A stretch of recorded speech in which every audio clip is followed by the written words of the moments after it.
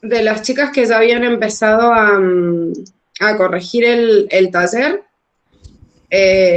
o que por lo menos o sea, que lo habían empezado a hacer, así que bueno, vamos a aprovechar para ir repasando algunos de los puntos y obviamente si alguna quiere hacer alguna aclaración es bienvenida, ¿sí? Obvio, obvio. Es la idea del taller, de que debatamos. Que no nos descontrolen. Así uno también descansa, ¿viste? Las cuerdas vocales. Por favor, te lo pido. De una.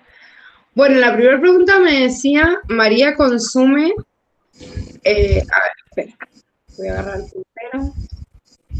Ahí está. María dice, consume en su almuerzo una milanesa con papas fritas acompañada de una ensalada de lechuga como guarnición, mientras que Juan consume un plato de fideos con salsa y queso. Ambos deciden pedir de postre helado. Para beber, ella pide gaseosa y él prefiere vino. Bueno, me está redactando la situación de dos personas, sí, que están almorzando. Y me está describiendo los alimentos. No sé qué...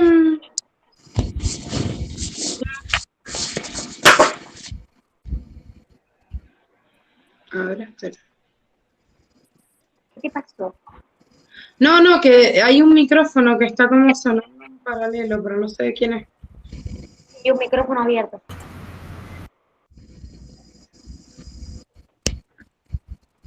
Ah, me parece que es el de la Sofi. Sofi, te voy a silenciar un ratito. Ahí está, ¿ya escuchas mejor? Ahí está. Ahí está, ahí está.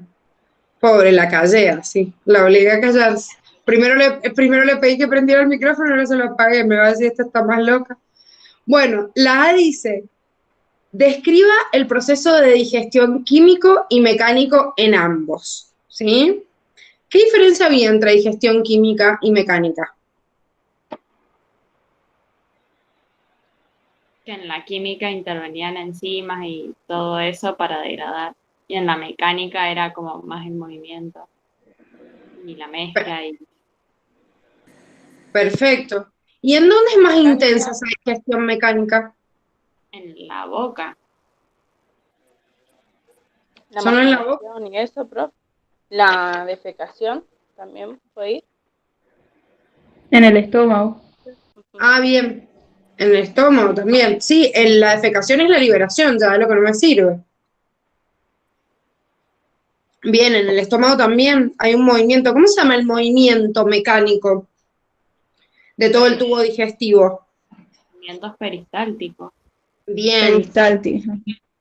Perfecto, son los movimientos peristálticos. Justamente esos movimientos peristálticos o peristaltismo es el movimiento de las fibras circulares y longitudinales de todo el tramo que permite el movimiento. Entonces, si a mí me preguntan la digestión mecánica y me preguntan la digestión química, yo me tengo que fijar en todos los tramos en los cuales hay justamente digestión mecánica o hay digestión química. Quiere decir que mecánica, si bien es más intensa en la boca y en el estómago, si ustedes se fijan, el movimiento peristáltico aparece en todo el tramo del tubo digestivo. Y en la boca encima, además de tener el movimiento peristáltico, acuérdense que tenemos el movimiento de los dientes, o sea, con la masticación y la lengua que está ayudando a empujar, entonces hay varios de otros componentes que también se suman a esta digestión de tipo mecánica. Pero la va a ver en la faringe, ¿sí? Al tragarla, al deglutirla, en el esófago también, en el estómago, que va a ser más intenso, y en el intestino también, donde la digestión química empieza a ser más importante, pero también hay movimientos peristálticos.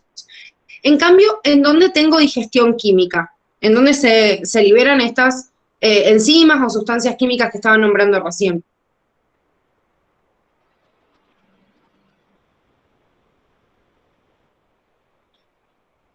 Piensen dónde es encima.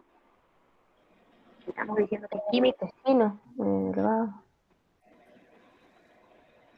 ¿Dónde, Agus? Perdón, no te escuché. Dijo el intestino. Bien, bien. Como nombrábamos recién, el intestino delgado es uno de los lugares en donde más cantidad de enzimas se liberan porque la digestión química es muy intensa. ¿En dónde más? En la boca. La boca. En el estómago. Bueno, en la boca también. En el estómago. y en el estómago, ¿sí? De los lugares que recién mencionamos, o sea, dentro del tubo digestivo, en la faringe y el esófago, tenemos movimiento mecánico, tenemos ese movimiento peristáltico que me permite el pasaje de ya sea, o sea, ya el bolo alimenticio, hasta que llegue obviamente al estómago en estos dos tramos, pero yo ya no tengo transformación química más allá del accionar de las enzimas que se... O sea, que ahí entramos en los cuales únicamente hago pasaje de esa sustancia. Y esto es lo que sucede en estos dos tramos justamente de la faringe y el esófago, y por eso no están dentro de la digestión química. Ahora, no me acuerdo, Dani, que me habías dicho que siguiera. Sí, seguí, y yo te explicaba el más largo de El juego del 3A, es que leí tu resumen de división como muy tarde. Bueno, en la dice mencionar las enzimas que intervienen, ¿sí? Sobre cada uno de estos componentes, justamente donde se llevaba a cabo esta digestión de tipo química que nombrábamos recién. Bueno, ¿en dónde están las enzimas que permiten y cuáles son esas enzimas que permiten el proceso de digestión química? Y si ustedes se acuerdan, y acá tienen nombrada la más importante en la boca, teníamos a la amilasa salival.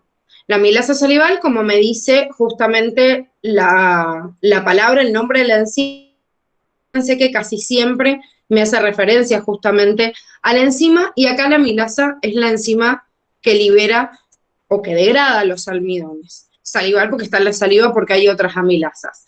Entonces, si tenemos esta degradación desde maltosa, ¿sí? O sea, de almidones, perdón, hasta maltosa o hasta otros oligosacáridos que tienen varios de estos componentes, todo lo que tenga azúcar de todos esos alimentos que nombramos al principio van a empezar a ser atacados por la amilasa. A ver, de los alimentos que mencionamos al principio, ¿cuál va a ser el que más se va a notar la acción de la amilasa? La papa, o sea, las papas fritas. Uno más todavía, por la cantidad, digo. El helado. Ajá, el helado. Por El helado, ¿sí? Bueno, encima tiene una gran cantidad de agua, entonces encima rápidamente se va a diluir. Pero fíjense que cuando yo tengo algo que tiene mucha cantidad de azúcar en la boca, cómo se deshace todo, justamente porque rápidamente esta amilasa actúa y lo libera. Entonces, si me como un caramelo o algo así, por eso decimos que se disuelve en la boca. Sin embargo, aunque no está nombrada acá por la cantidad y además porque no se activa acá, había otra enzima en la boca, ¿se acuerdan? ¿Cuál era? La lipasa lingual. Bien, ¿y esta lipasa lingual en dónde actuaba? Con el ácido del estómago. Perfecto, se activa justamente con el ácido del estómago, quiere decir que la voy a liberar acá, pero en realidad no me va a llevar a cabo ningún proceso químico dentro de la boca. Bien, si nos fijamos ya en el estómago obviamente el mismo ácido clorhídrico empieza a activar, por ejemplo, algunas, como por ejemplo esta lipasa que nombramos recién, y el ácido clorhídrico desnaturaliza varios de los componentes de las enzimas que es protagonista y que es justamente la principal que libera el estómago, además de este ácido que justamente activa a esta pepsina que está desde su proenzima que se llama pepsinógeno y que pasa las proteínas hacia los péptidos, ¿sí? O sea, que empieza a degradar los componentes proteicos. Esta pepsina, todos los alimentos que vimos recién que tenía proteínas van a ser actuados, o sea, va a actuar esta pepsina sobre ellos. A ver, el helado que nombramos recién casi no tiene carga proteica, ¿sí? Pero los fideos que estaban presentes, la milanesa que tiene, o sea, componente dentro de la carne, tiene mucha cantidad de proteínas, entonces obviamente el accionar de esta pepsina va a ser muy notoria. Y después, ya en los otros componentes en el intestino, tenemos liberaciones pancreáticas, intestinales, que son muy diversas. O sea, ¿qué teníamos que hacer acá? Hacer un repaso de todos los componentes enzimáticos que había en cada uno de los. Que en el intestino había una llegada, o sea, recuerden que teníamos al páncreas y teníamos la desembocadura en el duodeno de esta liberación del páncreas, y muchas veces acá este jugo pancreático empieza a secretarse también el jugo intestinal y también llega a la bilis. Por ahí se nos confunden de dónde, o sea, de cuál componente del tubo digestivo o glándula anexa vienen las enzimas que nosotros necesitamos. Entonces, esto es lo principal que se tienen que acordar. ¿sí? La diferenciación de los componentes enzimáticos de una y otra. Recuerden que para la degradación de los almidones, o sea, de los azúcares que comenzó en la lengua, también continúa en el intestino gracias justamente a la liberación pancreática de la amilasa pancreática. Fíjense que todas estas me soplan el nombre, ¿sí? Que lo dice después a continuación, entonces me es más fácil acostumbrarme, digamos, a saber de dónde viene. Pancreática, lipasa pancreática, que tienen los mismos nombres que las que venían de la lengua, o sea, la amilasa salival o la lipasa lingual, pero estas son del páncreas. Y cumplen la misma función, degradan almidones, ¿sí? A polisacáridos más chiquititos, incluso a disacáridos, y la lipasa obviamente actúa sobre los ácidos grasos. La tripsina, ¿sí? Que a veces la voy a encontrar como tripsina nada más, no como tripsina pancreática, ¿sí? Y la quimiotripsina también sigue la degradación de los componentes proteicos, pero cuando ya están como polipéptidos. ¿Esto qué quiere decir? Que los van a reducir a componentes más chiquititos. Acá tiene que decir dipéptidos, hay un error de tipeo, siempre me doy cuenta después cuando ya lo tenemos en la pantalla. Y que incluso puede liberarme a dipéptidos, que después van a haber otras enzimas que van a accionar sobre ellos, que no es solo esta que tenemos acá, que es la carboxipeptidasa, sino que había otra enzima, pero que no era liberada por el páncreas. ¿Se acuerdan cómo se llamaba? Que actúa desde el otro extremo. Aminopeptidasa esa. Bien, perfecto.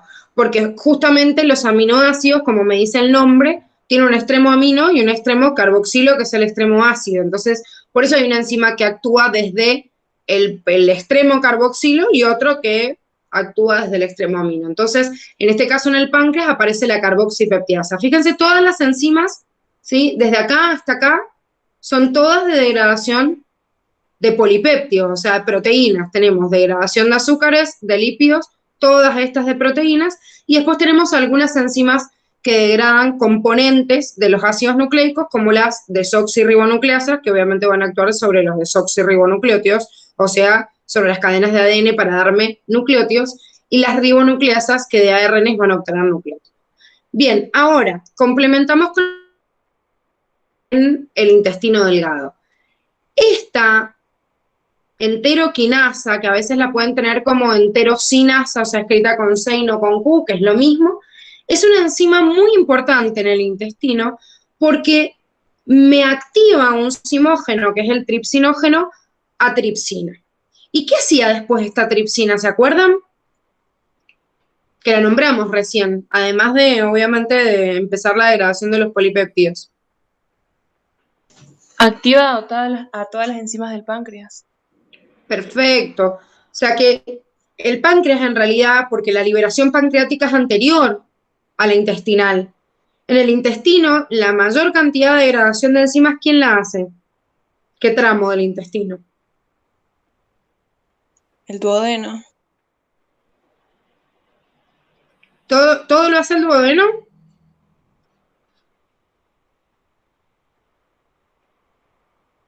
Ahí se quedaron todos callados. En mayor parte no es. La mayor parte sí, es liberada por el duodeno. Sin embargo, el duodeno, fíjense que es todo un codito, y la liberación, desde donde está la ampolla de Battery, que llega a la secreción del páncreas, todavía quedan células que no han liberado su secreción. Entonces, para completar, o sea, para ir en contra de la acción de los compuestos orgánicos y poder degradarlos a sus compuestos más sencillos, necesito justamente que se termine de liberar todo el contenido intestinal, además del pancreático. Entonces, necesito todo ese último codito del duodeno, que es en donde todavía no hay segregación intestinal, para que después se activen las enzimas pancreáticas. Y por eso necesito de esta enteroquinasa, que en realidad lo que hace es activarme a esta enzima pancreática y que empieza a ser como una cadena y empieza a activar a todas las demás, ¿sí? Ya después las otras liberaciones, además de esta,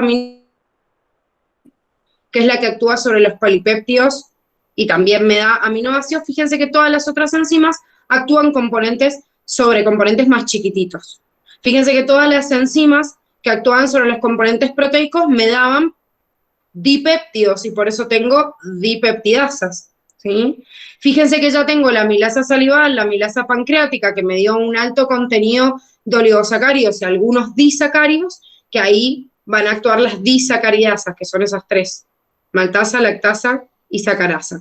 Y después las fosfatasas en realidad están rompiendo un enlace que fíjense que tanto la desoxirribonucleasa como la ribonucleasa obtuvo los nucleótidos más chiquititos y estas fosfatasas actúan sobre esos nucleótidos, ya sea de ADN o de ARN que quedaron degradados gracias al contenido pancreático. Bien, en el C me dice dónde cada uno de estos nutrientes y mediante qué transporte. Acá de todos los componentes que tenían también podían sacar cada uno de ellos qué componentes lo formaban, y en realidad lo que tenían que hacer era dividirlo en cada uno de los tramos en los cuales hay absorción.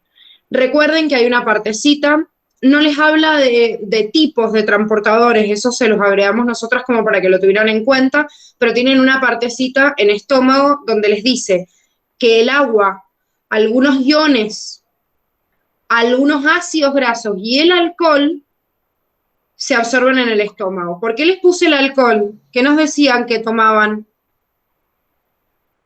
¿Vino? Estos comensales. Bien, tomaban vino, o sea que también tengo alcohol además del componente, ¿sí? De cualquier componente acuoso. Entonces, muchos de los iones que siempre lo van a hacer a través de transportadores porque no van a tener otra opción, ¿sí? No pueden pasar a través, o sea, por el agua, algunos ácidos grasos que también pueden entrar por difusión y el mismo alcohol se absorben en el estómago. Todos los otros componentes sí lo tienen determinado en la gran absorción que se lleva a cabo en yeyuno y ileona. Así como dijeron recién, la mayor segregación de sustancias químicas se da en el duodeno y la mayor absorción en el tramo intestinal se da en yeyuno y ileona. Agua obviamente va a ingresar principalmente por difusión simple, puede tener canales específicos. Glucosa, galactosa y algunos aminoácidos hacen simporte con sodio, que lo tienen nombrado en el cuadernillo a veces como cotransporte con sodio. Bueno, recuerden que el tipo de cotransporte era simporte. Fructosa hace difusión facilitada. Algunos otros aminoácidos, ¿sí? Además de los que entran por simporte con sodio, y péptidos pequeños pueden hacer simporte, pero también uniporte. Y les dice que tiene transportadores específicos, ¿sí? Se los nombra de esa manera en el Curtis, o sea, en el apartado que ustedes tienen ahí. Y los triglicéridos, diferencia entre los que tienen cadenita corta, mediana, chiquitita, y los ácidos grasos que sí pueden entrar por difusión simple, pero cuando sean más largos, los fosfolípidos, los colesteroles que se esterifican, o sea, son los ésteres de colesterol, que hacen, forman los kilomicrones en la célula intestinal, y después pasan a circulación linfática, y ahí empieza toda la cadena de circulación y digestión, obviamente, de los lípidos que ya conocemos. Y en el colon, recuerden que hay también una absorción muy importante de agua y algunos iones también ingresan, pero sobre todo de agua. Por eso acuérdense que cuando el colon no puede hacer esta absorción de agua importante, aparece, ¿qué aparece? La diarrea. Deshidratación. ¿La qué? Una deshidratación. Bueno, ¿por qué aparece una deshidratación? Porque no está subiendo agua. ¿Y dónde se va este agua? ¿Qué? El agua. El exterior, o sea, le da una diarrea. Una diarrea, claro, porque está perdiendo. Bien, perfecto. O sea, yo tengo un riesgo grande de deshidratación porque justamente la mayor cantidad de agua se va o se barre con la materia fecal, que ni siquiera se termina de formar, ¿sí? Pero queda, digamos, dentro del intestino. Bien, vamos al D. Dice, menciona el control endocrino y nervioso del proceso. Bueno, y acá tienen que nombrar todo, porque si ustedes se fijan, todos los componentes de la dieta abarcaban desde los glúcidos más complejos hacia las proteínas, todo. Entonces, lo que tienen acá es un repasito de todos los componentes que yo les puse rápidamente para resumir la función de cada uno. Recordemos entonces que gastrina, como me dice el prefijo gastro en realidad, que viene del estómago, aumento el jugo gástrico y las contracciones del estómago. También parte del intestino, pero sobre todo del estómago. Tienen un accionar muy importante a través de la liberación del páncreas y de la secreción de parte de la vesícula biliar que tienen almacenada justamente la bilis. Mucha segregación de estas dos, o sea, la liberación de estas dos hormonas hace que se libere mucha cantidad de bicarbonato para neutralizar justamente el pH ácido que venía del estómago. Bombecina, que aumenta gastrina y colecistoquinina, fíjense, acciones opuestas, porque una aumenta el accionar del estómago, otro el intestino, pero hace una conjunción entre los dos. Enteroglucagón, ¿quién liberaba el enteroglucagón, se acuerdan? El páncreas. No, el intestino, ¿Qué parte? el duodeno. ¿O no? ¿Todos piensan igual? Sí, no. No sé.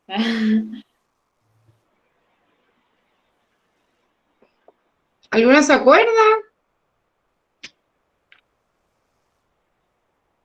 Dani, se quedaron todos en No, silencio. no me acuerdo. Se quedaron todos en silencio. El colon, ¿o no? ¿O actúa sobre el colon? Esta es la pregunta. ¿Sobre quién actúa? Y tienen digamos, les está soplando la filmina cuál es la función.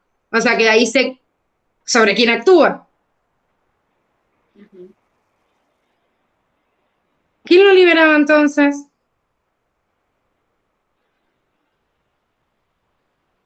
El colon. Bueno, es importante que se acuerden eso porque es la única sustancia que libera el colon. Fíjense que la liberación de la mayoría de estas o están en células intestinales del intestino delgado, ¿sí? O de células pancreáticas, o sea que es raro que a esa altura, que a la altura del colon, se libere una sustancia, ¿sí? Que haga control endocrino, pero esta es la única, por eso se tienen que acordar. Fíjense que hace una regulación con la liberación pancreática y disminuye la liberación gástrica. Después tenemos motilina, que como me dice la palabra, aumenta la motilidad, ¿sí? De ahí viene su nombre. Y la somatostatina, que es una sustancia que nosotros ya vimos, no solo en digestivo, sino que habíamos visto ya en endocrino, no solo es liberada justamente por estas células y lleva a cabo su liberación justamente en el intestino y regula la función intestinal disminuyendo la función gastrointestinal y pancreática, o sea, liberación de insulina y glucagón, sino que además de eso, la somatostatina era la que conocíamos como hormona inhibidora del crecimiento. Directamente por el hipotálamo, hay algunas células alrededor del hipocampo incluso y otras zonas aledañas que también son neuronas y que liberan esta sustancia, entonces es una sustancia como que parecía como un neurotransmisor y una hormona y les costó clasificarla, ¿sí? Hasta que la encontraron, incluso por eso le pusieron dos nombres distintos, pero recuerden que hace una inhibición total, ¿sí? O sea, inhibe la liberación de insulina, inhibe la liberación de glucagón, inhibe la liberación de ácida, inhibe la liberación de jugo pancreático, de todo.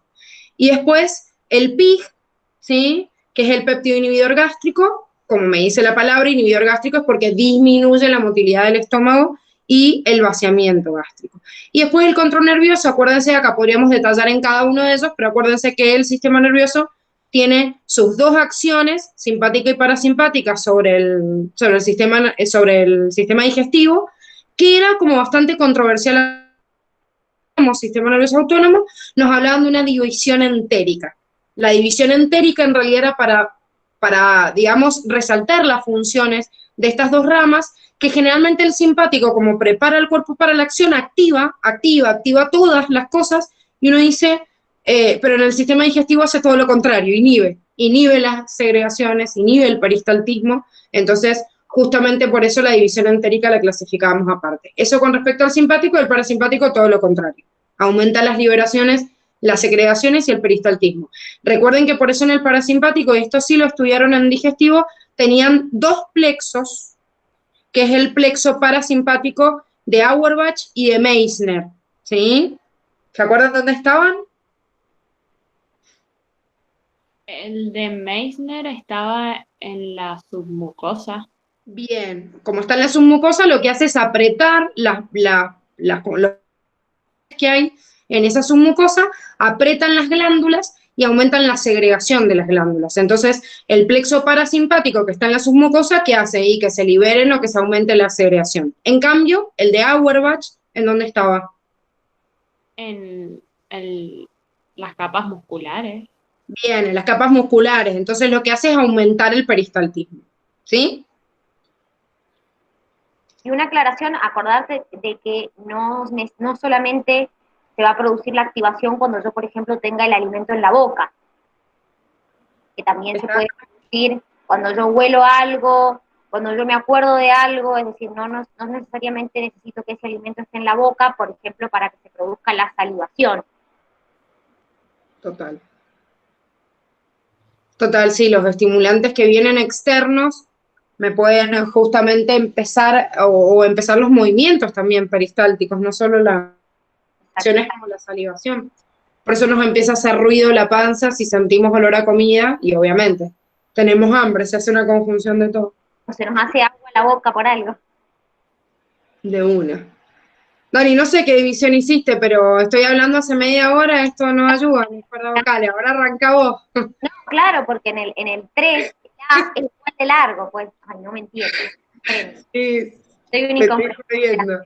Bueno, en este hacemos uno cada una y en el 3 es igual. En este, empiezo yo para que no se queje, dice, a continuación se presenta un listado de procesos que ocurren en las distintas partes de la nefrona y las estructuras que forman parte de ella. Colocar el número correspondiente en cada caso. Esto estaba relacionado con lo que ustedes vieron en la formación de orina, qué sustancias se reabsorben, qué sustancias se excretan y por qué transporte en cada parte de la nefrona. ¿Sí? Procesos que son comunes a más de una parte.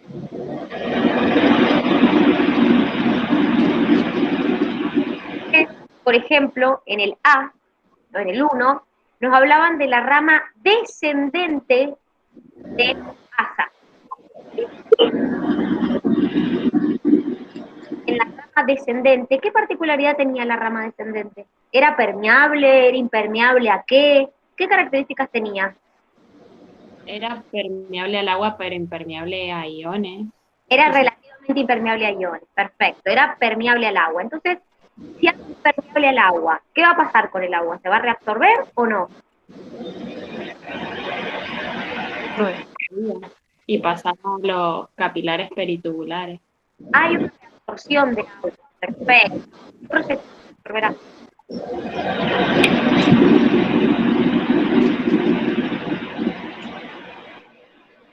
¿Por qué proceso se reabsorberá? ¿Recuerdan? Por ósmosis. Muy bien, exactamente. ¿Y se acuerdan el porcentaje de reabsorción que había? Más o menos. ¿Algunas se acuerdan? ¿No? ¿50 o no? No. ¿Estamos o no? En el asa, en descendente, era aproximadamente un 15% de agua. Había... ¿Qué pasaba en el? Fíjense que en el 2 nos hacen una distinción entre el tubo colector con antidiurética y el tubo colector sin hormona antidiurética. ¿Por qué pasaba esto? ¿Por qué se hacía una diferencia? ¿Qué hacía la antidiurética? Reabsorbía sodio y agua. Puntualmente, ¿qué cambiaba del tubo? La permeabilidad. La permeabilidad, exactamente. Entonces, fíjense que en la opción 2 nos hacen referencia al tubo colector con presencia de antidiurética. Entonces, si yo hablo del tubo colector con presencia de antidiurética, ¿se vuelve permeable o impermeable? Permeable. Perfecto. Entonces, si se vuelve permeable al agua, ¿qué va a hacer? ¿Qué procesos hará? Me va a estimular la reabsorción de... Agua. Perfecto, de agua, muy bien, perfecto. ¿Y qué más pasaba en este tubo colector que era muy importante? ¿Qué más pasaba? La urea, que era recaptada por la rama ascendente. Exactamente, había un proceso de reabsorción de urea. ¿Y cómo se reabsorbía? ¿Mediante qué transporte? Por difusión. Perfecto, muy bien, exactamente. Vamos entonces con el tubo contorneado proximal. Hago los 3 primeros, Jessy, si querés hacer los 3 últimos, así descansas tu garganta. Bueno, dale, gracias. Hablamos. Vamos con el tubo contorneado proximal. Fíjense que en el tubo contorneado proximal, ¿qué ocurría? Se reabsorbían pocas cosas, muchas. Se reabsorbía el 100% de la glucosa, agua. Perfecto. Entonces vamos por partes. ¿Había reabsorción de agua? Sí. ¿Sí o no? Bien, Sí, ¿se sí. acuerdan el porcentaje más o menos de reabsorción de agua que había en el tubo contorneado proximal? Cerca del 65%. Bien, perfecto, muy bien. ¿Qué más pasaba? ¿Qué pasaba con la urea?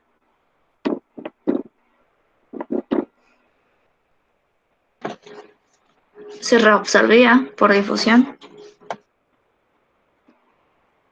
¿Había reabsorción o excreción de urea?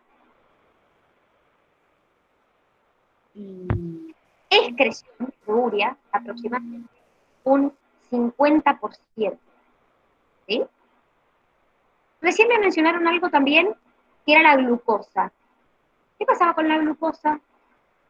Se reabsorbía en el túbulo contorneado proximal. ¿Cuánto aproximadamente? El 100 todo. Muy bien, perfecto. ¿Se acuerdan por qué transporte se reabsorbía Por esa glucosa? importe con sodio. Había un transporte activo que podía ser y también podía ser por difusión facilitada. ¿Sí? ¿Y qué más pasaba en este tubo contorneado proximal? ¿Qué más se reabsorbía? Se reabsorbe sodio y cloro. Muy bien, había reabsorción de sodio y de cloro. ¿Por qué transporte? A ver si se acuerdan. O lo pusieron quizás ahí cuando estuvieron uniendo. ¿Pasivo? ¿No es el sodio por transporte activo y el cloro lo sigue de forma pasiva? A ver, Creo que sí.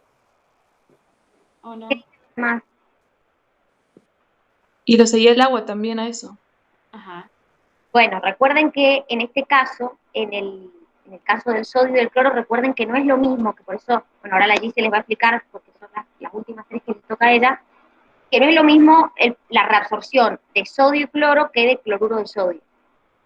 ¿Sí? Por eso hay que tener en cuenta la estructura de la nefrona a la que estamos haciendo referencia y también el tipo de transporte por el que se reabsorbe. Por eso hacemos la distinción, y de hecho también en la bibliografía que ustedes tienen se hace la distinción entre el sodio y el cloro y el cloruro de sodio. Porque no se reabsorben en las mismas estructuras y además no se reabsorben por el mismo transporte muchas veces. ¿Está? Ahora la Gise les va a explicar los últimos tres para que entiendan la diferencia con el cloruro de sodio. Vamos con los últimos tres. Claro, estaba buscando una imagen y no la encontré para... ¿Hasta este llegaste? Hasta el 3, ajá, faltan los últimos tres. Bueno, no, que estaba compartiendo, no sé si la tienen ustedes ahí, bueno, se me quedó, me parece, en la otra compu. Quería compartirles la imagen que tenían para que ustedes tuvieran en cuenta dentro del cuadernillo, que en medicina la facultad les toma como las distintas un mismo dato. Oh, no sé ahora sí. ¿Siguen viendo la pantalla? Sí, el Sí. cuadro. Ajá. ¿Siguen viendo el cuadro? Ah, bien, perfecto. No, porque yo tengo un quilombo acá en la computadora que ni les cuento. Bueno, esta doble imagen que les presenta Curtis, o sea, una Curtis y la otra el libro de Tórtora, hace que por ahí se tengan que detener a pensar en un mecanismo y en el otro. Y esto que les decía la Dani del transporte, o cuando yo hablo de difusión, o sea, de cloruro de sodio, cuando hablo de sodio y de cloruro, ya sé que el cloruro y el sodio juntos forman lo mismo. El tema es que Curtis utiliza esto para hacer la distinción entre uno y el otro. O sea, cuando los transportadores se encargan de la difusión pasiva del transporte activo, hago la diferenciación. No es lo mismo que haya un uniporte de cloruro o un uniporte de sodio a que haya un pasaje, ¿sí?, de ambos que en realidad se diluyen junto con el agua. Entonces, vamos a esta rama ascendente de la Saegenle. ¿Qué pasaban en la rama ascendente? Recuerden, en el esquemita que ustedes tenían, en el Curtis, estaba como al lado derecho, y en la otra estaba al lado izquierdo, porque estaba al revés dibujada la nefrona. Con una cara como diciendo, no sé ni de qué carajo me estaba hablando. Pero digo, para los que tienen memoria visual. Acuérdense que tenía dos partes, esa ascendente. La fina y la gruesa. ¿Cómo? Está bien Creo lo que que dijo que tenía dos partes. Ah, bien, sí, sí. Bueno, ¿y qué pasaba? En la fina o sea, no era que recaptaba la urea que salía del túbulo colector y como que sacaba cloruro de sodio por difusión simple, creo que era. Y Creo. entonces salía el sodio y el cloruro por transporte activo. Bien. Bueno, y hay una diferencia entre uno y otro. En la parte fina, que es la parte de más abajo, de más profunda de la médula, es donde se produce esta difusión de urea. ¿A dónde va la urea? O sea, ¿se reabsorbe o se excreta? Y Se excreta. Bien, se excreta, sí, hacia la orina. ¿Por qué? Porque se ha alcanzado una alta concentración de iones en la médula renal. Entonces hay tanta concentración que el exceso de esas sales se mete hacia el túbulo para después formar parte de la orina. Porque hay una médula renal muy hipertónica, hay difusión de cloruro de sodio. Cuando yo tengo difusión de cloruro de sodio, utilizo un tipo de transportador que en ambos va a ser pasivo. ¿Sí? O sea que va a ir a favor de su gradiente de concentración. Son igual transportadores, obviamente, porque los iones necesitan transportadores sí o sí. Entonces, pero se meten a favor de su gradiente. Y si yo asciendo en la parte más gruesa, ¿qué mecanismo tenía ahí de transporte? transporte activo. Bien, entonces ahí en ese transporte activo sí hablo de cloruro y de sodio por separado, ¿sí? Los menciono los dos por separados porque hay transportadores específicos para cada uno de ellos. ¿Qué particularidad tenía toda esta rama ascendente de la SAE Henle? Que era impermeable al agua. Que es impermeable al agua. ¿Se puede ser impermeable al agua? Totalmente impermeable. esa creo que era la palabra, totalmente impermeable al agua. Y no, Depende, o sea, de la concentración que está afuera y dentro del tubo. Sí, obviamente depende de la concentración, pero cuando yo hablo de impermeabilidad estoy diciendo como que esto es impenetrable. Y está como medio mal usada la palabra, ¿sí? O sea, cuando yo digo impermeabilidad al agua y hablo de esto de ser impermeable, es como que atenta contra lo que estudiamos en permeabilidad celular, que nos decía que el agua pasa por donde se le canta. Entonces, ¿cómo va a ser impermeable si yo sé que por simple difusión ingresa? Lo importante y el sentido de esta palabra impermeabilidad es que la cantidad que puede migrar de agua es ínfima de acuerdo a toda la cantidad de litros que se filtran,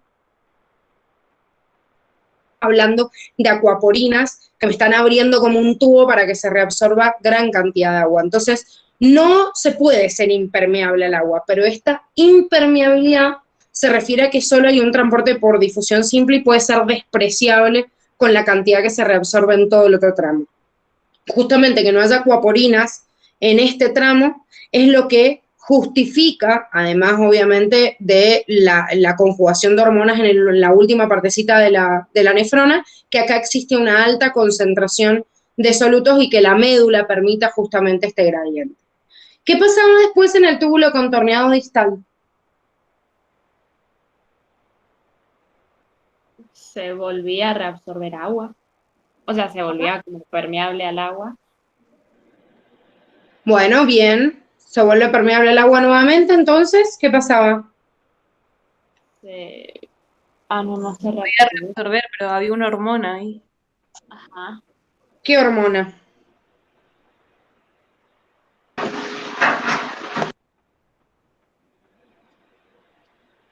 La angiotensina. Bueno, ¿qué hacía la angiotensina?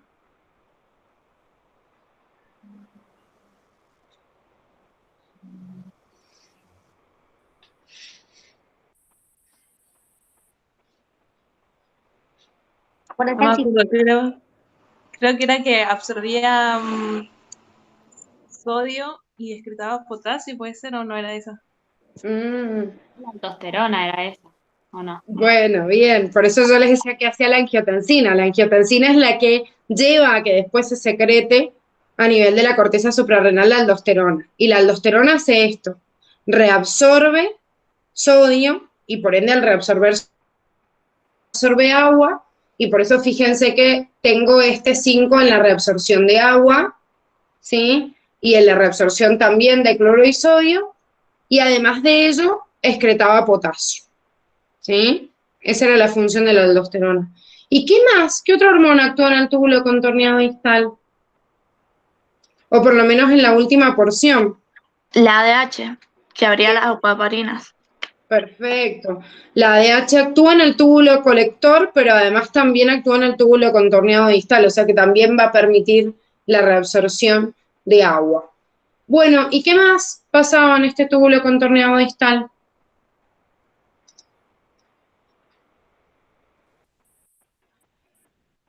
Que Que se veía que reabsorbe urea.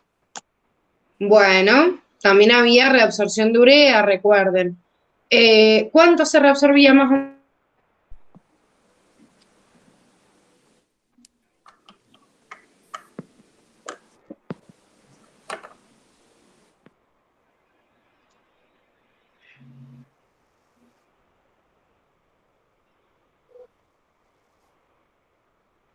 ¿Cuánto no? no me acuerdo. En cantidad es aproximadamente lo que se recicla en el asa de Henle, ¿sí? O sea, el porcentaje que les nombra obviamente es variable, pero justamente lo que se recicló en el asa de Henle se vuelve a reabsorber, porque esto tiene que mantener la graduación que hay de alta concentración en la médula, ¿sí? Del riñón. Y esto es lo que permite justamente que exista este mecanismo. Entonces no es que yo secreto toda la urea que puedo y listo, sino que hay una reabsorción y secreción para mantener en equilibrio y que siempre esté más concentrada en la médula y que se puedan generar justamente orinas hipertónicas, sino en cada una de las orinas y tendríamos riesgo de deshidratación, ¿sí? Entonces, es una porción variable y este reciclamiento tiene que ver con el asa. En el túbulo contorneado distal, aunque acá no me lo pregunta, pero también hay una secreción variable de protones, ¿sí? Que en realidad también condicionan el pH y obviamente el potasio que nombramos también recién que dependía de la aldosterona. Bueno, y el túbulo colector, bueno, ya vieron con la DANI con ADH y obviamente con ADH quiere decir que yo puedo o me permite la reabsorción de agua. Quiere decir que sin ADH no voy a poder hacer la reabsorción de agua, pero en realidad los otros componentes que sí pueden o tienen efecto en el túbulo colector pueden llevarse a cabo, como por ejemplo esta reabsorción de urea que estábamos nombrando recién. Porque en realidad la reabsorción de sodio y de los otros iones es mucho más fuerte en el túbulo contorneado distal en la última parte que en el colector, que la mayor cantidad, o sea, la mayor reabsorción. ¿Alguna duda? Una pregunta. Sí. Y o sea, cuando en el túbulo colector no está la ADH, también se puede volver, o sea, impermeable y eso como que impide la reabsorción. Claro, no es que se vuelva impermeable, como dijimos recién, o sea, puede hacerlo por difusión simple, pero sí, de alguna manera, de acuerdo a la impermeabilidad que estamos nombrando acá, lógicamente se vuelve impermeable en el sentido de que no puedo absorber una alta tasa. Sí, vos decís por ponerle este número también. Sí, podrían haberlo puesto también, sí, porque en realidad si no tiene ADH o si no hay presencia de ADH, de alguna forma me está diciendo que no se puede reabsorber. Sí, sí, también pueden poner el 6 acá. Ah, ok. Sí, sí, pues justamente tiene que ver con eso, con que no hay acuaporinas que permitan justamente la reabsorción. Bien, ¿seguimos? Vamos con el punto 3. En el punto 3 teníamos que analizar algunos casos clínicos. Nos dice, analice los siguientes casos clínicos, debatir en grupo y luego responder el cuestionario que aparece a continuación. Acá nos vamos a sistema circulatorio, ¿sí? Nos vamos al ciclo cardíaco. Nos dice, una persona presenta una sístole auricular de 0,0625, teniendo en cuenta su frecuencia cardíaca, podríamos decir que Entonces, si ustedes se acuerdan, cuando nosotros vimos el ciclo cardíaco, ¿cuántos componentes tenía el ciclo cardíaco? ¿Qué componentes tenía? Diástole y sístole. Bien, y dentro de la sístole había dos sístoles. La sístole auricular, La ventricular. sístole ventricular. ¿Y qué dijimos nosotros? ¿Y qué les dijimos nosotros? Ustedes tenían que tener en cuenta que el porcentaje que ocupa cada parte de ese ciclo en el ciclo es siempre el mismo, es decir, no que los ciclos duran siempre iguales, porque por ahí uno piensa, bueno, todos los ciclos duran 0,8 segundos, no duran todos o siempre 0,8 segundos un ciclo, sino que lo que tenemos que saber, que es lo que se está marcando ahí la Gise, es que el porcentaje que ocupa cada etapa del ciclo es siempre igual. ¿Qué quiere decir? La diástole va a ser siempre el 50% de lo que valga el ciclo. Valga 0,8, valga 0,5, valga 0,4, siempre la diástole es el 50%, por ejemplo. Siempre la sístole ventricular es el 37,5 y siempre la auricular es el 12,5. Entonces esos porcentajes ustedes los tienen que saber, porque, les repito, no me importa lo que valga el ciclo, porque siempre esos porcentajes se respetan para los ciclos, ¿está? Pero fíjense que en el problema a mí me preguntaban la frecuencia cardíaca. Entonces, yo para poder calcular la frecuencia cardíaca, primero tengo que saber lo que vale un ciclo. Y a mí me han dado solamente un valor de lo que vale la sístole auricular. Entonces, ¿qué hago? Y bueno, hago una regla de 3. Digo, bueno, si 0,0,625 es la sístole auricular, que me equivale a un 12,5% o que me ocupa un 12,5% de mi ciclo, el 100%, que es el ciclo completo, ¿a cuánto va a equivaler? Y me da 0,5 segundos. ¿Qué quiere decir? Que todo el ciclo, en este caso, dura 0,5 segundos. ¿Para qué me sirve eso? Para poder calcular la frecuencia cardíaca. ¿Por qué? Porque la frecuencia cardíaca era el número de latidos por minuto. ¿Está? Entonces yo digo, si un latido me dura 0,5 segundos, entonces, en un minuto, que en realidad son 60 segundos, ¿cuántos latidos voy a hacer? Y me da 120 latidos. Quiere decir que la persona tiene una frecuencia cardíaca de 120 latidos por minuto. ¿Cuál era la frecuencia? Bueno, ahí lo tienen. ¿Cuál era la frecuencia cardíaca normal para una persona en reposo, joven? Y entre 70 y 75. Perfecto. Lo normal era de 70 a 75 latidos por minuto, por lo tanto, claramente esta persona tiene su frecuencia cardíaca aumentada respecto a lo normal. Tiene 120 latidos por minuto. Yo les hago una pregunta, ¿sí? Que no está acá, pero se las hago. ¿Cómo será el ciclo en duración en una frecuencia de 70 a 75? ¿Más de mayor tiempo o de menor tiempo? Acá sabemos que con 120 latidos por minuto de frecuencia cardíaca, el ciclo duraba 0,5 segundos. ¿Cuánto durará un ciclo con una frecuencia cardíaca de 70 a 75 latidos por minuto? ¿Más tiempo o menos tiempo durará cada ciclo? Más tiempo. Más. Porque en realidad lo que yo voy a hacer es menos cantidad de ciclos en un minuto. Por lo tanto, esos ciclos tienen que durar más tiempo. ¿Se entiende? Uh-huh. Bien, vamos con la que sigue. En la que sigue nos decían cómo se encuentra el gasto cardíaco y cómo se encuentra la presión arterial de esta persona. Bueno, ¿cómo se calculaba el gasto cardíaco? La frecuencia cardíaca por el volumen sistólico. Entonces, si bien acá no nos dan un valor del volumen sistólico, nosotros decimos, y bueno, pero por una cuestión de relación, si la frecuencia cardíaca está elevada, claramente, ¿qué va a pasar con el gasto cardíaco? Porque ya dijimos que la frecuencia cardíaca, que tenía que ser de 70 a 75 latidos por minuto, la tengo en 120. Por lo tanto, si me aumenta la frecuencia cardíaca, ¿qué va a pasar con el gasto cardíaco? Aumenta. Va a aumentar, perfecto. Y en relación con el gasto cardíaco, aparecía la presión arterial. ¿Cómo se calculaba la presión arterial? El gasto cardíaco por la resistencia periférica. Perfecto, entonces nos pasa lo mismo. Si el gasto cardíaco está aumentado, porque ya dijimos que la frecuencia cardíaca está aumentada, ¿qué va a pasar con la presión arterial de esta persona? También va a aumentar. Exactamente, también va a estar aumentada. Entonces, fíjense cómo uno puede hacer una relación de decir, bueno, si la frecuencia cardíaca aumenta, el gasto me aumenta. Si el gasto me aumenta, la presión me aumenta. ¿Sí? Es más, si uno no lo puede razonar, si uno se fija en la fórmula, que es como una fórmula de física, pasa lo mismo. Es decir, al aumentar un componente, como es una relación directa, me va a aumentar esa frecuencia cardíaca, me va a aumentar ese gasto, me va a aumentar la presión arterial. ¿Estamos hasta acá? Sí. Bien, Sí. seguimos. Después nos preguntaban, ¿por qué podría tener esos valores? Bueno, y acá, vaya a saber qué le pasó.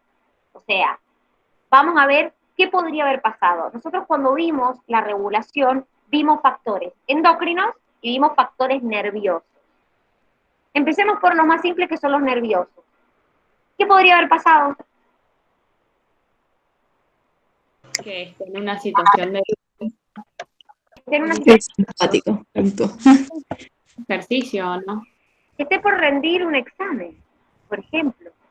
Entonces, quiera salir corriendo ya, quiera huir de eso, entonces se le active su rama simpática, aumente su frecuencia cardíaca y se desencadene todo lo que dice.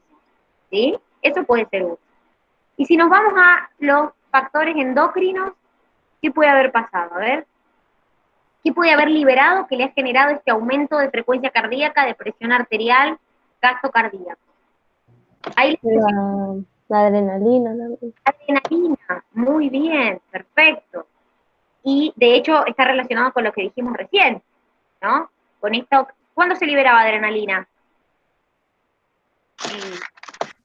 En situaciones así como que de apuro. De huida, de estrés, bien. ¿Qué más? ¿Qué más podría haber liberado que les desencadene esto? ADH en los riñones. Bueno, perfecto. ¿Qué genera la ADH? ¿Qué dijimos recién? Un Lo repasamos. aumento Absorbe agua y aumenta su volumen. de la bulimia. Muy bien, perfecto. ¿Qué más? Recién también la mencionaron. Cuando se activa la angiotensina, ¿qué me desencadena la liberación de quién? De la aldosterona. Muy bien, perfecto. ¿Y qué hacía la aldosterona? ¿Qué me estimulaba? Absorbe sodio y agua. Bien, perfecto, muy bien. Y por último, otra, una sola queda. El cortisol. ¿Qué hacía el cortisol? ¿A dónde se liberaba? ¿O qué tipo de hormona es el cortisol? Se liberaba en la corteza. ¿Y qué tipo de hormona es? Está muy ¿Qué? bien. ¿Qué tipo de hormona es?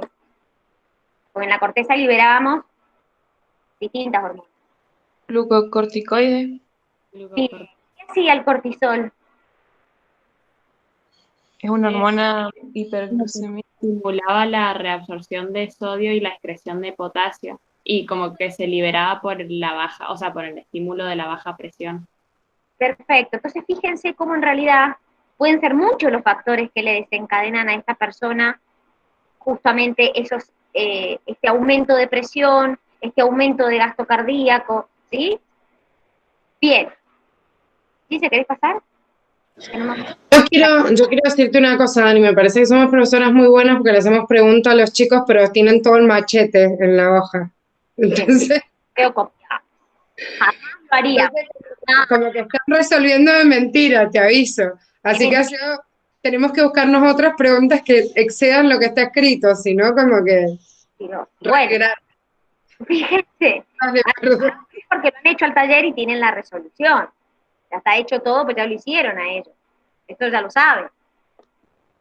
Fíjense que después nos preguntaban cómo sería la sístole ventricular. Cuando uno ya tiene el valor del ciclo completo, es fácil sacar la sístole ventricular, porque nosotros sabemos que, como dijimos recién, la sístole ventricular es el 37,5% del ciclo.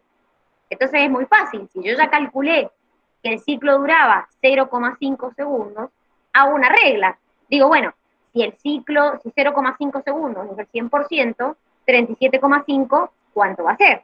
Y lo mismo con la diástole, dijimos que la diástole era la mitad del ciclo, es el 50%.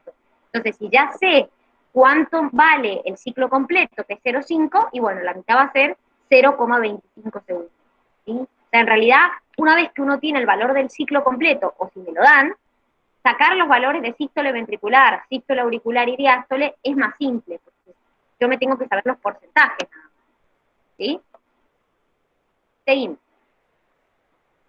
Dice, ¿qué pasaría si esta persona decide salir a correr? ¿Aumentaría su gasto, su presión? ¿Y el ciclo cardíaco duraría más o menos? Vamos por partes. Sale a correr. ¿Aumenta su gasto y su presión? ¿Qué piensan ustedes?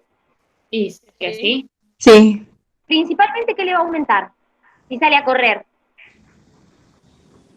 La frecuencia cardíaca. Exacto, le va a aumentar la frecuencia cardíaca. Y claramente, si le aumenta la frecuencia cardíaca, va a hacer que aumente su gasto cardíaco y, por lo tanto, su presión arterial. Y vamos de nuevo a lo que les pregunté antes.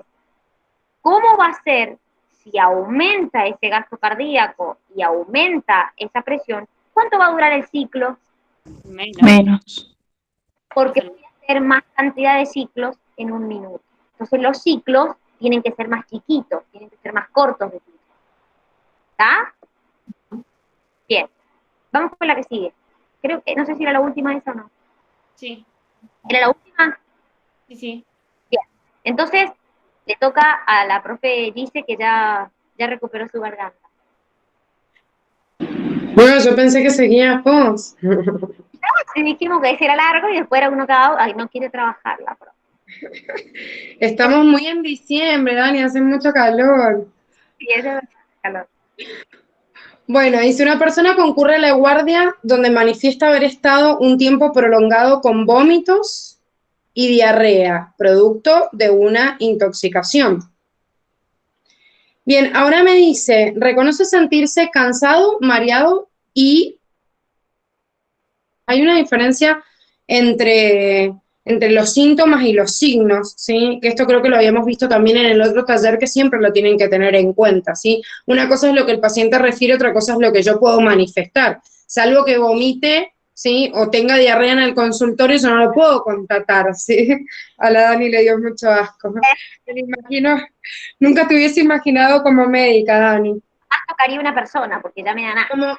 Como veterinaria, sí, si te vomita un perro y todo, no te daría asco, ¿no? Ha sucedido que me vomite un perro encima, eso no me da asco. Me imagino. No, me imagino que eso no te debe dar asco, ¿no? No, eso no, me ha pasado. Pero el tema del vómito del humano es como complicado. Del humano, ¿viste? El humano. ¿Viste? El gato. ¿Te das cuenta? Hablo yo y se acercan los animales. La Anto, no, igual la Anto, su gato. ¿Qué es gato o gata, Anto? Gata. La clase, porque siempre se ponen contra la cámara. Bueno, la Dani tiene un asco selectivo, pero bueno, como médicos pueden constatar el vómito porque justo el paciente vomita en el consultorio. Es como muy normal, chicos, sépanlo. Entonces, si llegase eso a pasar, bueno, esto se convierte automáticamente en un signo. Si no, el vómito, la diarrea, sentirse cansado, sentirse mareado, salvo que yo lo vea caminando, tambalearse, son todos síntomas y no puedo constatar nada. Entonces me tengo que basar en ello. Pero me dice la primer pregunta, dice, ¿qué le podría estar ocurriendo al paciente por lo que manifiesta estos síntomas? Si me está diciendo que tiene diarrea y vómitos, ¿qué pasa en la diarrea y en los vómitos? Está deshidratado. Bien, o sea, lo primero que pasa en cualquiera de estos dos cuadros es que yo pierdo una gran cantidad de agua, sino que también hay pérdida de algunos electrolitos, ¿sí?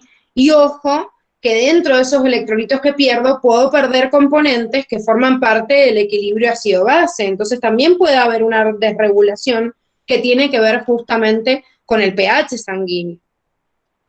¿Sí? De hecho, cuando yo tengo muchos vómitos, ¿qué es lo que más se pierde? Ácido clorhídrico. Bien, ácido clorhídrico. Entonces, yo en un caso extremo, cuando hay mucha pérdida de ácido clorhídrico, o sea, de muchos ácidos, ¿qué le pasa al cuerpo? ¿Qué sufre? Una Una alcalosis metabólica. ¿Y cómo la compensa? con hipoventilación Ujú. para tener el dióxido de carbono y producir más bicarbonato. Perfecto. Entonces puede sentirse cansado, deshidratado, y yo lo veo y está, no lo voy a encontrar agitado, sino que lo voy a encontrar, digamos, más como si estuviera al borde de la muerte. Bastante. Gracias. Y bueno, cuando hay una hipotensión así. ¿Qué hago? ¿Sigo, Dani? Sí, seguí con eso. Ah, pues terminaste el caso 2. Ahora termino. Sí, o sea, sigo con el B, no es el 2, es el punto B. Bueno, por eso. Bueno, y se menciona qué mecanismos se activarán para compensar el caso.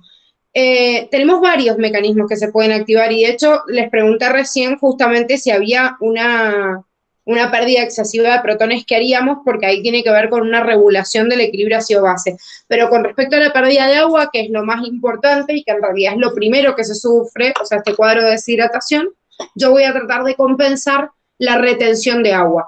¿Cómo voy a compensar la retención de agua? Principalmente por dos mecanismos. Por un lado, secretando aldosterona, que se da gracias al sistema renina-angiotensina-aldosterona, que ya dijimos que retenía agua y retiene sodio. Entonces retengo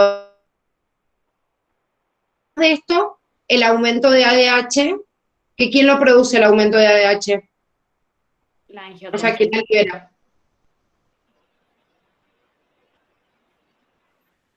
La angiotensina, como, o sea, lo estimula la angiotensina. Eso es aldosterona, esto digo, la ADH. ¿Quién la libera? ¿Quién la libera? Pregúntale. El hipotálamo. Bien, el hipotálamo, o sea que tengo un control directamente en el sistema nervioso central y el otro depende del riñón. Fíjense que pierdo agua y los dos mecanismos que primero actúan son el riñón y el sistema nervioso central. ¿Sí? Me da mucha risa que el gato está frente a la cámara y el gato está escuchando como si nos estuviera escuchando a nosotros. Pero te estoy diciendo que siempre participa de la clase. Es como un Tanto, ha aprendido un montón. Ajá. de uno. Totalmente. Por eso le pregunté si era gata o gato, y por algo es femenina. Bueno, dice, si usted tomara la presión arterial del paciente, ¿cómo se encontraría y por qué? Si yo tengo una deshidratación, ¿qué pasa en esa deshidratación? ¿Qué es lo primero que disminuye? La volemia. Bien, y si yo tengo una disminución de la volemia, ya sabemos qué efecto produce en el riñón. ¿Qué es lo primero que ocurre a nivel cardíaco si yo disminuyo la volemia? Disminuye la presión y la frecuencia. ¿Por qué? Porque no Gasto hay cardíaco. cantidad de sangre suficiente como para, o sea, disminuye la cantidad de sangre, entonces bombea menos cantidad de sangre del corazón. ¿Por qué bombea menos? O sea, ¿por qué el corazón bombea menos? Porque esperaría poder llenarse más y expulsar la misma cantidad. Puede ser. Puede ser. O sea, ¿por qué la disminución de la volemia tiene repercusión en la frecuencia cardíaca?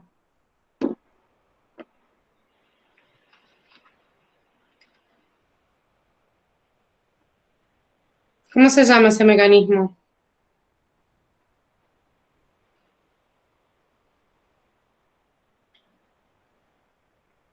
Viste, Dani, te dije que les iba a hacer preguntas que no salieran en la filmina a propósito. Eso, no hace falta que esté en la firmina, en la teoría está. Por eso. Cuando vimos cómo se regulaba la frecuencia cardíaca, qué factores influían en la frecuencia cardíaca. Están todos en pausa. Cuando yo tengo menos volemia, chicos, lo que disminuye es el retorno venoso. Y cuando hay menos retorno venoso, las paredes del corazón se distienden menos. Y justamente la distensibilidad del corazón es lo que le da la fuerza. Por eso yo les decía recién, bueno, pero ¿y qué pasa si el corazón esperara hasta llenarse la misma cantidad? Y lo expulsaría con la misma fuerza. justamente uno de los condicionantes de la fuerza que va a impulsar el corazón, no la frecuencia en cuanto al latido. Recuerden que la frecuencia y el latido, antes de llevar el control del sistema nervioso autónomo, tiene un marcapaso que cada 70 o 75 veces late. Y eso es un ritmo que no me importa cuánta sangre llegue, late, late. Ahora, ¿cuánto saco? Saco en base a lo que se distiende. Entonces, ojo que la frecuencia cardíaca cuando disminuye la volemia, lo primero que hace es disminuir porque tiene menor distensibilidad y lo que disminuye es el volumen de eyección y eso me lleva a que primero, porque el marcapaso primero sigue latiendo igual, después trata de compensarse y separa si tengo menos sangre, se distienden menos, y bueno, para tratar de compensar el gasto cardíaco, ¿qué hace el corazón? Empieza a latir más rápido, porque tiene menos sangre que sacar, pero empieza a latir más rápido. Entonces, ojo, pues son dos valores que se tratan de compensar. Entonces, la presión arterial la voy a tener disminuida, pero esa presión arterial se disminuye principalmente por la volemia. ¿Por qué? Porque la volemia disminuye la distensión de la pared. Mi gata también está maullando atrás, no sé si la ven. Tu gata vos también. Ahí está, porque si no, estaba saludando a ella. ¿Listo? A llorar, decirles que no te saco culpa de que estamos en clase. Quieres salir afuera. Bueno, dice, ¿cómo será su gasto cardíaco? Bueno, y la volemia que acabamos de analizar. ¿El gasto cardíaco cómo se calculaba? Frecuencia cardíaca por el volumen de eyección. Bien, o sea que si dijimos que más o menos la frecuencia cardíaca se puede mantener estable, porque justamente es un factor que depende del marcapaso, lo que sí influyó acá, debido a que disminuyó la volemia, es que hay menos cantidad de volumen de eyección. Entonces, como hay menos volumen de eyección, obviamente baja el gasto cardíaco en base al volumen de eyección. ¿Sí? Sí. ¿Hasta ahí vamos bien? ¿Sí? Sí, profe. Sí, sí. Bueno, Dale. sigue. Así tratamos de hacerlo rapidito antes de que terminemos. Nos dice, al analizar el hemograma de un hombre de 40 años, se observan los siguientes resultados. Glóbulos rojos, 5,2 millones por milímetro cúbico, leucocitos, 12.000, plaquetas, 200.000. Entonces nos preguntan, según el resultado, ¿la persona presenta anemia? No, porque los glóbulos rojos están bien. Bien. Igual habría que hacer, ¿qué otra cosa? ¿Qué otro parámetro habría que medirle? La hemoglobina o el hierro. Ajá. Bien. Entonces, ahí yo terminaría de determinar si verdaderamente hay o no una anemia. Perfecto. ¿Cómo debería estar el hematocrito?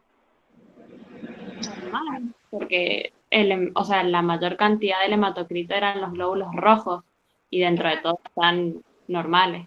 Exactamente, es decir, nosotros deberíamos encontrar un hematocrito, ahora no nos pusieron el valor, pero nosotros deberíamos ver un hematocrito dentro de los valores normales, como les hemos puesto ahí en un hombre entre 40,7 y 50,3% aproximadamente. ¿Sí? ¿Cómo se encuentran los glóbulos blancos del paciente? Aumentado. Bien, ¿y qué podría tener si está aumentado?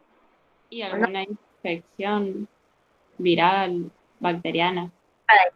Bien, entonces, ¿qué células encontraría yo elevadas o qué valores encontraría elevado en estas células si tuviera una bacteriana o si tuviera una viral? Los basófilos. A ver. Es lo mismo aumentan los mismos en viral y bacteriana, porque sé que eran los neutrófilos y en viral creo que eran los eosinófilos. ¿Qué diferencia hay entre un virus y una bacteria? Y ahí te vas a responder, Anto. Y que el virus, es como un parásito. Entonces Están aumentados los eosinófilos con el virus. ¿Por qué el eosinófilo? Ay, no, se me dio vueltas.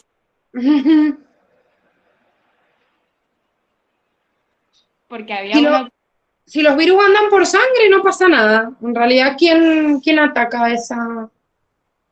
a ese virus? Los linfocitos. No,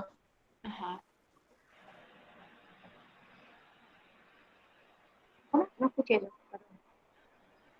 Los ¿Qué linfocitos han aumentado. linfocitos, Julie? Viral y no sé, los citotóxicos, las natural killer que tienen que matar a la célula. Exactamente, porque son intracelulares. Mm.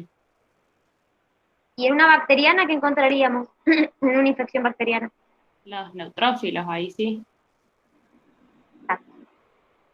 Exactamente. Bien, perfecto. Lo que pasa es que acá no nos hace... ¿Cómo? Y si pasa la fase aguda, empieza a aumentar. Al principio los neutrófilos, está bien. Después, Los linfocitos B y los anticuerpos, ¿no? Bien. ¿Y yo podría distinguir en un hemograma los linfocitos B y los T? Mm, No son iguales, la única diferencia es dónde maduran. Ajá. Exactamente. exactamente. Aparte acá ni siquiera nos dan, nos dicen en general glóbulos blancos y no nos hacen la distinción. No nos dicen. Por ahí si nos hubieran dicho, bueno, están elevados estos, podríamos habernos dado cuenta del tipo de infección, pero acá no. Entonces, por eso estamos suponiendo. ¿Sí? Obviamente en un análisis no se hace así, sino que se detalla. ¿Cómo están las plaquetas? ¿Podría tener hemofilia? Están disminuidas las plaquetas. Bien, pero podría tener, en realidad, a ver, están dentro de todo normal, Ah, ¿sí? Tiene 200.000. ¿Pero tendrá algo que ver con la hemofilia? ¿O qué pasaba en la hemofilia? ¿Qué era la hemofilia? y carecía del factor 8 de la coagulación. Entonces, con este diagnóstico, con este hemograma, ¿yo puedo decir, es hemofílico? No, porque no me dice en ningún momento, entonces no, o sea, no lo sé con el valor de las plaquetas.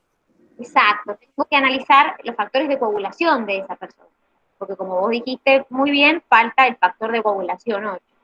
¿Sí? Entonces con esto solo no me puedo dar cuenta si es hemofílico o no. Entonces, ¿Cuál es el valor normal de leucocitos? ¿Cuál tendría que ser? general, Sí. total. Y en realidad la bibliografía que ustedes tienen de leucocitos o glóbulos blancos es entre 6.000 y 9.000. Bien, gracias. Sí, viste que igual yo siempre les digo que tengan cuidado con eso, porque por eso los laboratorios ponen su valor de referencia en los hemogramas, porque a veces le ponen de 6.000 a 9.000, de 7.000 a 10.000, de 6.000 a 11.000, de 7.000 a 12.000, más o menos rondan por ahí. Pero sí, es verdad lo que dice la Dani, sale eso en esa parte, lo que pasa es que ustedes acuérdense que ven esto, hemograma, desde el libro de Curtis, desde un capítulo donde ven sangre, después del capítulo de circulatorio, después de un cuadrito del libro de fisiología de Gannon y otro del de Tórtora. Entonces, las cuestiones que por ahí son controversiales en la bibliografía tienen que ver con que ustedes no ven todo de la misma bibliografía. Y eso en la facultad se los puede tomar así, desgraciadamente. Pero es verdad que si se fijan en los análisis, si a ustedes alguna vez hacen análisis, al lado les ponen en el laboratorio el valor de referencia de todo, como para que ustedes se encuentren si están dentro del valor normal o por abajo o por encima. Exacto. Bien. Gise, nos quedan 2 minutos. Bueno, vamos, ¿qué nos queda este punto o no más? Y nos queda el de completar el de respiratorio, el último, pero este creo que es el último de los bueno. clínicos. Este es el último de los casos clínicos. Bueno, hacemos este que es cortito y es más fácil de controlar. Dice, una persona siente dolor de cabeza, mareo y taquicardia. Taquicardia sí lo podemos constatar. Recuerden, esto sí sería un signo y no un síntoma, el dolor de cabeza, el mareo no. Y tengo un aumento de la presión. ¿Por qué tengo un aumento de la presión? Y tiene que ver justamente con la pregunta que tienen a continuación, dice cómo se encuentra la presión. La presión bajo estos valores se va a encontrar aumentada porque la presión normal de una persona es de 120 a 80 milímetros de mercurio. Ah, ojo con esto, que en realidad se los puse así a propósito para que lo vieran. El problema decía 17, 70, 90, y esto es porque a veces se simplifican estos valores y muchas veces vieron que van a tomarse la presión y dicen, tienen 12,8. Esto es para clasificar, para tacharle cero y que sea más fácil decirlo, pero en realidad lo correcto es el valor con el cero porque en realidad estamos midiendo en milímetro de mercurio, no es lo mismo, ¿sí? Es que lo estoy haciendo nada más equivalente. Después me dice, ¿qué hormonas se liberarían y qué procesos estimularía? Si yo tengo un aumento de la presión arterial, tengo que buscar las hormonas que disminuyan la presión. Tenemos por un lado el FAN, que el FAN acuérdense que es el factor natriurético auricular o atrial, porque lo liberan las aurículas, y es natriurético porque aumenta la natriuresis. Natriuresis significa libero más sodio en orina, por ende libero más agua en orina, por ende bajo la volemia, baja la presión. Y el óxido nítrico era un gas que producía, se me perdió el cursor, ahí está, que producía vasodilatación local. La dilatación en el corazón y va a tender a disminuir la presión. Y después me dice el paciente, por recomendación de un amigo, decide consumir diuréticos. ¿Sí? Entonces, si yo consumo diuréticos, ¿qué hace el diurético? Y aumento la excreción de sodio y de agua. Bien, entonces si bien yo tengo una hipertensión y el cuerpo siempre trata de liberar mayor cantidad de agua, si yo consumo muchos diuréticos, obviamente voy a liberar más cantidad de agua y la persona se puede sentir cansado o mareado porque justamente, como vimos en el otro caso, aparece un cuadro de deshidratación, por lo cual disminuye la volemia, al disminuir la volemia disminuye mucho la presión. Y entonces me dice, mencioné qué mecanismos se activarán, indicando en el caso de las hormonas sobre qué estructuras de la nefrona ejercen efecto. Y esto, bueno, es un poquito más de lo que nosotros ya hemos visto. Recuerden dónde actuaba la DH que vimos y la renina del aparato juxtaglomerular, qué proceso hacía.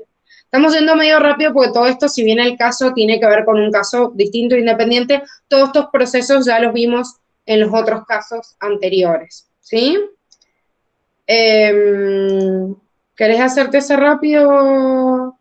Bueno, dice que Juan trabaja como jardinero y estaba cortando un árbol y se provoca una lesión en el brazo. Y le produce, obviamente, una hemorragia abundante. Entonces, obviamente ha perdido mucha, ¿qué? Sangre. Entonces nos dice qué sistema se activará en forma inmediata y qué efectos provocará. ¿Qué se liberará? A ver, para coagular, ¿qué se activa? Vamos por partes. La Contención. Todo lo que es el proceso de coagulación sanguínea, ¿sí? Esto se va a activar. Si se rompió la piel, ¿qué sistema se activa? Se rompió una primera barrera.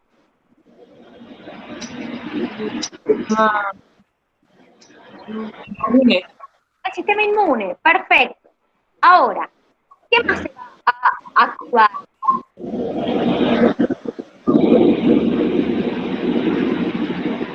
A ver, piensen. ¿Qué? No escuché la pregunta. ¿Qué se activará además? Ya dijimos, bueno, coagulación sanguínea, sistema inmune, bien. ¿Qué más? ¿Qué más? ¿Qué estuvimos diciendo ahí recién? La adrenalina. Muy bien. ¿Qué más? ¿Qué otro sistema? Que lo vieron recién. Va a querer recuperar la sangre perdida, o sea, va a producir más. Otro sistema, renina, angiotensina, aldosterona. También se va a activar. Otra, eritropoyetina. ¿Por qué? Porque yo voy a tratar de retener agua, porque he perdido mucha sangre y me ha disminuido la volemia. Y además voy a estimular la producción, como les dije recién con la eritropoyetina, de glóbulos rojos, porque tengo una hemorragia. ¿Sí? Bien. Dice, ¿cómo será el proceso de coagulación? Ya lo han repasado, vía extrínseca e intrínseca. ¿Sí? Lo dijimos recién. Tiene una hemorragia, ¿cómo está la volemia? Disminuida. Y por lo tanto su presión. También. También. Muy bien, perfecto, eso lo repasamos recién. Y acá, esto era un cálculo, que ustedes también tenían el dato. Si la persona pesa 80 kilos, ¿qué volumen de sangre total debería tener antes del accidente? ¿Qué porcentaje del peso corporal era la sangre? El 8%. Perfecto, entonces fíjense que ahí hacemos, si la persona pesa 80 kilos, el 8% son 6,4. Lo que acá les hemos hecho, fíjense la relación, también lo podrían haber sacado con la referencia del cuadernillo que ustedes tienen. Es decir, nos decía que una persona de 75 kilos tenía aproximadamente 6 litros de sangre. Entonces, si yo digo, bueno, si con 75 kilos tengo 6 litros, entonces con 80 kilos, ¿cuánto tengo? Y también da igual. Ahora, fíjense que si realmente lo quiero expresar correctamente, en realidad tengo que tener en cuenta la densidad de la sangre. Y la densidad de la sangre es 1,06 kilogramos por litro o kilogramos por decímetro cúbico.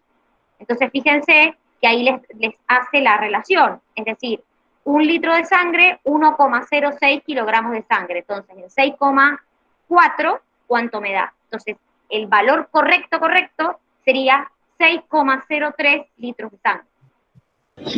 Esto, chicos, quiero aclararles que no está el dato en el cuadernillo. En ningún momento les habla de la densidad de la sangre. Una falta de respeto hacer un cálculo atentando contra los cálculos que hacen en física y en química, suponiendo que decir kilogramos y litros de sangre parece la misma mierda, porque es mentira. Es más, o sea, como que ya hablarlo desde el mismo... Por eso este cálculo creo que es el más amigable, porque en realidad, de acuerdo a lo que sale en la bibliografía, porque digo, bueno, hago la relación de kilogramos-litros. Ahora, si digo esto, yo debería expresarlo en kilogramos. Y fíjense que el dato que me da Curtis no es del todo correcto. Pero por eso les digo, o sea, depende cómo lo calculen. Esto es para que sepan y para que respetemos lo que vienen calculando en física y en química, obviamente, porque la densidad, o sea, si la densidad no es 1 igual que el agua, obviamente no es lo mismo kilo que litro. Bueno, medio como que nos pasa. Sí, no, este se los vamos a tener que pasar el último. En realidad era más teórica esta, ¿no? Sí. Era completar un texto. Sí. Bueno, este en realidad, ahí lo están viendo en realidad en las palabras. Habían algunas palabras que no estaban en las palabritas del final, así que era como un poco tramposo este punto. Pero bueno, no se preocupen que igual les pasamos el cuadrito hacia ustedes y lo tienen acá en la imagen para poder copiarlo. Pero era más fácil este porque había nada más que completar. Bien. Así que bueno, ¿tienen alguna duda? No creo que estén llorando porque llegamos al final, ¿eh? Yo estoy llorando, mis cuerdas vocales están llorando. No nos representa ni un poco. Bueno, dejo de presentar así, dejamos sonrisa en vez de llanto. Bueno, ¿les sirvió el taller o no, chicos? Sí. Bueno, muchas gracias. Han estado re calladitos, ¿viste, Dani? Son tímidos. Ya estamos a final de año, ya no quieren ni hablar. Si quieren. Sí. Bueno, nos vemos. Nos vemos entonces, muchachos. Chao. Nos vemos. Gracias. Chao.